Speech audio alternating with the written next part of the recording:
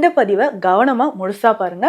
நிறைய பேருக்கு இது யூஸ்ஃபுல்லா இருக்கும். ஏன்னா இன்றைய காலகட்டத்துல கண்ணை மூடி கண்ணை திறந்தா கர்ப்பப்பை சம்பந்தப்பட்ட பிரச்சனை. இந்த கட்டிகளை எப்படிங்க சரி செய்யுது? பல்கி யூட்ரஸ்னு ஒரு பக்கம் சொல்றாங்க, அடினோமயோசிஸ் அப்படின்னு சொல்றாங்க. எனக்கு மெனோபாஸ் முடிஞ்சிருச்சு, அப்பாடா எல்லா பிரச்சனையும் முடிஞ்சிச்சு, நிம்மதியா இருக்கேன். இப்போ மெனோபாஸ் முடிஞ்சு பீரியட்ஸ்லாம் ஸ்டாப் ஆகி 5-6 வருஷம் ஆயிடுச்சு, இப்போ போய் கர்ப்பப்பையில கட்டி இருக்கு, இதை எடுங்கலாம் ரிசல்ட் இருக்குங்க.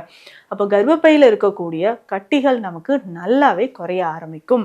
அப்போ வளர வளர என்ன ஆகும்? அதை ரிமூவ் பண்ற மாதிரி ஒரு ஸ்டேஜ்க்கு வந்துருச்சுன்னா அதுக்கப்புறம் என்னங்க பண்றது? அப்போ ஸ்டார்டிங்லேயே இது உங்களுக்கு தெரிய வருதா? பிசிஓஎஸ் இருக்கா? நிறைய பேர் நம்ம அலட்சியமா திடீர்னு பெரிய பிரச்சனையை ஏற்படுத்தும் போது தான் அதுக்கப்புறம் ஐயோ சித்த மருந்துல இது சரியாகுமா டாக்டர், இது சரியாகுமா, எவ்வளோ நாள் ஆகும், எவ்வளோ நாள் ஆகும் இப்படின்னு நீங்க ஆர்வமா கேட்குறீங்க. டெய்லி குடிக்கணுங்க. ஸோ இதுலயே மருந்தே இல்லாம நம்ம சரி செய்யணும்னா இந்த மெத்தடை நீங்க ட்ரை பண்ணுங்க. ஆனா சீக்கிரம் நமக்கு சரியாகணும்னா சித்த மருந்துகள் உங்களுக்கு தேவைப்படுது. அடுத்து முக்கியமாக இந்த டீ டெய்லி குடிச்சிட்டு வாங்க. கொலஸ்ட்ரால் குறையும், கட்டிகளோட சைஸ் நமக்கு கொஞ்சம் கொஞ்சமாக குறைய ஆரம்பிக்கும். வணக்கம், நான் டாக்டர் நித்யா, சித்தா பிசிஷியன்.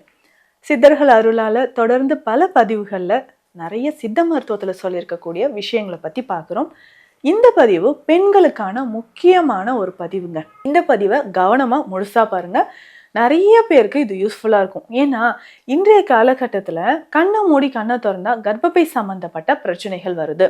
இந்த கர்ப்பப்பை சம்பந்தப்பட்ட பிரச்சனைகள், யுட்ரஸ் ரிலேட்டடாக வரக்கூடிய பிரச்சனைகளில் முக்கியமானது இந்த நார்த்திசு கட்டிகள் அப்படின்னு சொல்கிறோம். இந்த கட்டிகளை எப்படிங்க சரி செய்யுது? பல்கி யூட்ரஸ்னு ஒரு பக்கம் சொல்றாங்க, அடினோமயோசிஸ் அப்படின்னு சொல்றாங்க. எனக்கு மெனோபாஸ் முடிஞ்சிருச்சு, அப்பாடா எல்லா பிரச்சனையும் முடிஞ்சிச்சு, நிம்மதியா இருக்கேன். இப்போ மெனோபாஸ் முடிஞ்சு பீரியட்ஸ்லாம் ஸ்டாப் ஆகி 5-6 வருஷம் ஆயிடுச்சு, இப்போ போய் கர்ப்பப்பையில கட்டி இருக்கு, இதை எடுங்கலாம் சொல்றாங்களே, இது ஏன் இப்போ போய் நமக்கு வந்தது? பீரியட்ஸ்லாம் கரெக்டாக முடிஞ்சு இப்போ நிம்மதியா இருக்கலான்னு பார்த்தா இந்த கட்டி பிரச்சனை வேற வந்துருச்சே அப்படின்னு ஒரு பக்கம் ஒரு சிலர் நம்ம வருத்தப்படுறோம். இதே பிரச்சனையை டீனேஜ்ல இருக்கிறவங்களுக்கும் பிசிஓடி பிசிஓஎஸ் ப்ராப்ளமும் இன்னைக்கு பெரும்பாலும் நிறைய பேருக்கு இருக்குங்க. இதனால ஒரு பக்கம் டீனேஜ்ல இருக்கிறவங்க அன்மேரிட் கேர்ள்ஸ்லாம் பார்த்தோம்னா உடல் எடை அதிகரிக்கிறது, இர்ரெகுலர் பீரியட்ஸ், மூட் ஸ்விங் வர்றது, ஏன் தான் இந்த வெயிட் இப்படி ஏறுதோ அப்படின்ற மாதிரி ஒரு மாதிரி மன உளைச்சலும் வந்துடுது. அதே மாதிரி நடுத்தர வயது பெண்கள் நிறைய பேருக்கு ஒரு 40-45 வயது இருக்கு அப்படின்னு சொன்னா யுட்ரஸ்லையும் நிறைய பாதிப்புகள் ஏற்படுது. யுட்ரஸ்ல பாதிப்புகள் அப்படின்னு பார்த்தோம்னா இந்த மாதிரி கட்டிகள், ஸோ ஃபைப்ராய்டு யுட்ரஸ் வர்றது, எண்டோமெட்ரியோசிஸ் கண்டிஷன், எண்டோமெட்ரியம் ரொம்ப திக்னிங், பீரியட்ஸ் வரும்பொழுது கிளாட்டா கட்டி கட்டியாக வருதுங்க, எக்ஸஸ் ப்ளீடிங், அதிகமான உதிரப்போக்கு ஏற்படுறது, இது எல்லாமே நம்ம பார்க்குறோம். அப்போது இதுக்கு நம்ம என்னங்க பண்ணலாம்? கர்ப்பப்பை சம்பந்தப்பட்ட பிரச்சனைக்கு இயற்கையான தீர்வு தான் என்ன? ஒரு வயதுக்கு மேலே இதெல்லாம் பிரச்சனையாகவே இருக்குமா? இது ஒரு பக்கம் இருந்தாலும் யுட்ரஸ் ப்ரொலாப்ஸ் ஆகிறது, அதாவது கர்ப்பப்பை அடித்தள்ளல் அப்படின்ற ஒரு பிரச்சனை வந்துடுது. இதுக்கு எல்லாமே நிறைய பேருக்கு இருக்கிற டவுட் என்னன்னா, இந்த கட்டிகள் எல்லாமே யுட்ரஸை ரிமூவ் பண்ண தான் சொல்லிட்டாங்க, இது கரையவே கரையாதுன்னு சொல்லிட்டாங்க. இப்போ நிறைய பேர் பண்ற ஒரு சின்ன தவறு என்னன்னா, 2-3 வருடங்களுக்கு முன்னாலே உங்களுக்கு இது தெரிஞ்சிருக்கும். அப்போ உங்களுக்கு என்ன அறிவுரை சொல்லியிருப்பாங்கன்னா, சின்னதா தாங்க இருக்கு, கட்டி இப்போதைக்கு பிரச்சனை கிடையாதுங்க, சின்னதா தான் இருக்கு, பெருசானா பார்த்துக்கலாம், மற்றபடி இது ஒன்றும் நீங்க பயப்பட வேண்டாம் அப்படின்னு சொல்றாங்க. இதுக்கப்புறம் அதனால நானும் 2-3 வருஷம் அப்படியே விட்டுட்டேங்க, இப்போ இவ்வளோ பெருசா ஆயிடுச்சு, இப்போ உடனே கர்ப்பப்பை எடுக்க சொல்லிட்டாங்க அப்படின்னு சொன்னாங்கன்னா, உங்களுக்கு எப்போ தெரிய வந்ததோ ஃபைப்ராய்டு யூட்ரஸ் இருக்குன்னு தெரிய வந்த உடனேயே நீங்க என்ன பண்ணணும்? கர்ப்பப்பைக்கான அந்த கட்டிக்கான ஒரு சிகிச்சையை நீங்க ஸ்டார்ட் பண்ணிட்டீங்கன்னா, அதுவும் சித்த மருத்துவத்துல கட்டிகள் நல்லா சுருங்கிறதுக்கான மருந்துகள் நிறையவே இருக்கு. ஸோ எதுவுமே ஆரம்பத்துல நம்ம சிகிச்சை எடுக்கும்போது நல்ல ரிசல்ட் இருக்குங்க.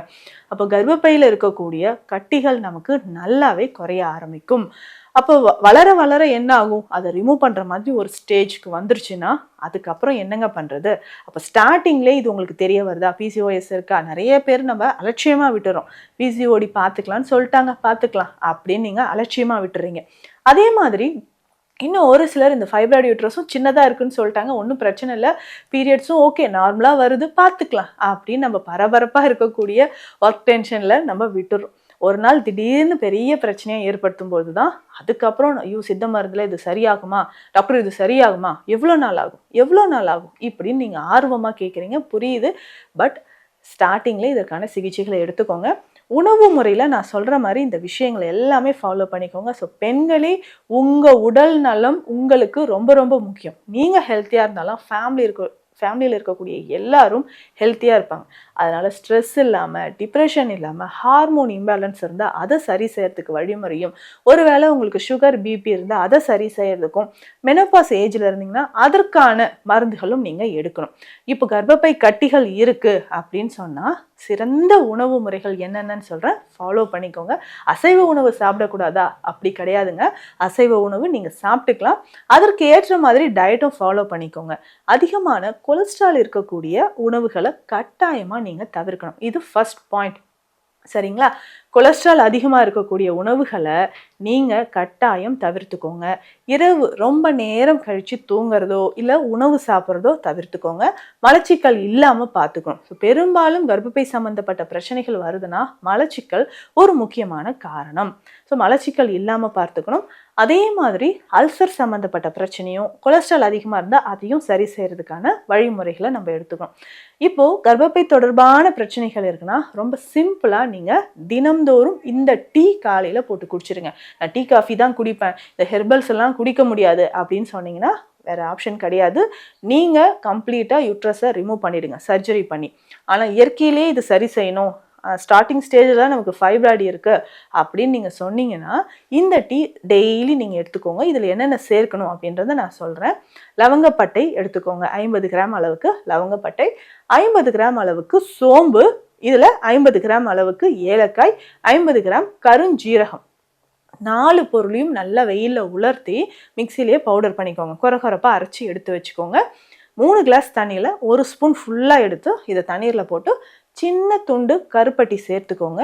இதை டெய்லி காலையில் நல்லா கொதிக்க வச்சு 1 கிளாஸ் வந்ததுக்கப்புறம் வடிகட்டி காலையில் டெய்லி குடிக்கணுங்க. ஸோ இதுலேயே மருந்தே இல்லாமல் நம்ம சரி செய்யணும்னா இந்த மெத்தடை நீங்கள் ட்ரை பண்ணுங்கள்.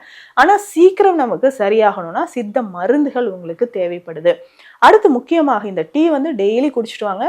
கொலஸ்ட்ரால் குறையும், கட்டிகளோட சைஸ் நமக்கு கொஞ்சம் கொஞ்சமாக குறைய ஆரம்பிக்கும். ஒயிட் டிஸ்சார்ஜ் வெள்ளைப்படுதல் பிரச்சனை இருந்தாலும் இதை நம்ம குடிக்கலாம்.